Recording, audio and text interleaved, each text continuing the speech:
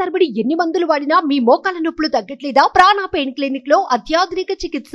మాజీ సీఎం జగన్మోహన్ రెడ్డికి కోపం వచ్చింది. ప్రజానిధులతో సొంత ఇంటి సౌకర్యాలు కల్పించుకొని ఓడిపోయిన తర్వాత వాటిని ప్రభుత్వానికి అప్పగించేలేదని జగన్ పై వస్తున్న ఆరోపణలపై వైసీపీ రియాక్ట్ అయింది. ఈ విషయంపై తప్పుడు ఆరోపణలు చేస్తున్నారని ఆ పార్టీ నేత ఏళ్ల అప్పిరెడ్డి తెలిపారు. తప్పుడు ఆరోపణలను తీవ్రంగా ఖండిస్తున్నాం. ముఖ్యమంత్రి హోదాలో జగన్ క్షేత్రస్థాయిలో పరిపాలనకు అవసరమైన సౌకర్యాలను గత ప్రభుత్వం ఏర్పాటు చేసిందన్నారు. ముఖ్యమంత్రి పదవిలో ఎవరు ఉన్నా తన క్యాంపు కార్యాలయానికి తగిన సౌకర్యాలు ఉండడం సర్వసాధారణం. ఈ నేపథ్యంలో జగన్ క్యాంపు కార్యాలయంలో కూడా ఏర్పాట్లు చేశారని వివరణ ఇచ్చారు.